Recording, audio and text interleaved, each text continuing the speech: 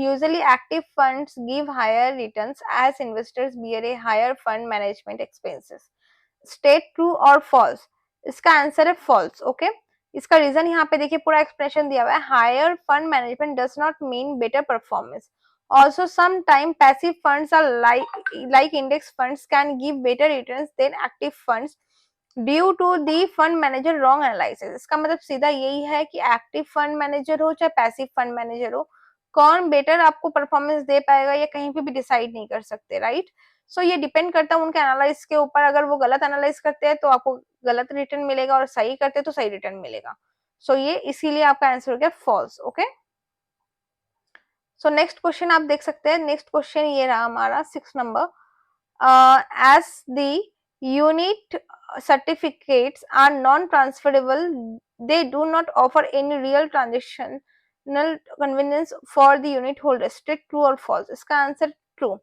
तो ये वाला रहा पूरा एक्सप्लेनेशन, आप रीड कर सकते हैं. ठीक है, नेक्स्ट है 7th number. Stock pricing stock picking approach is similar to blended style of investment, growth style of investment, top down approach of investment, bottom up approach of investment.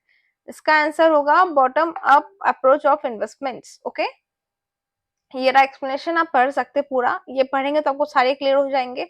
Still अगर कोई भी doubt होता है तो आप मेरे से कनेक्ट कर सकते हैं. ठीक है, नेक्स्ट क्वेश्चन है the dividend distributed by mutual funds is subjected to tax in the hands of the investors. True or false?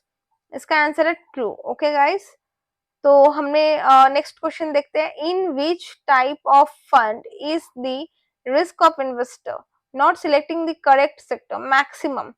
Maximum risk क्या है? सेक्टर फंड में है. ओके, क्यों है, कैसे है, ये रहा एक्सप्लेनेशन. ये आप पढ़ सकते हैं तो आपको क्लियर हो जाएगा. क्योंकि सेक्टर फंड जो होता है एक पर्टिकुलर सेक्टर के अकॉर्डिंग होता है. वहां पे एक पर्टिकुलर सेक्टर लाइक फार्मा हो गया, बैंक हो गया, ऐसे पर्टिकुलर सेक्टर में आपका फंड लगता है तो वहां पे रिस्क होता है. ओके, इसी वजह से sector funds. Next question, the NAV which is applicable for processing a mutual fund transactions depends on this type of scheme, the day of transaction, the time of transactions, all of the above.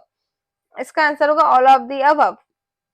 तो एक बार आप फिर से इसको read कीजिए, very important question है. The NAV which is applicable for processing a mutual fund transactions depend on all of the above. सारे answer correct है. ठीक है, क्योंकि सारे मतलब जो ऑप्शंस दिए इन सब के ऊपर डिपेंड करता है आपका NAV एप्लीकेशन प्रोसेस कैसे हो रहा है, क्या हो रहा है. ठीक है, तो thank you so much for watching the video.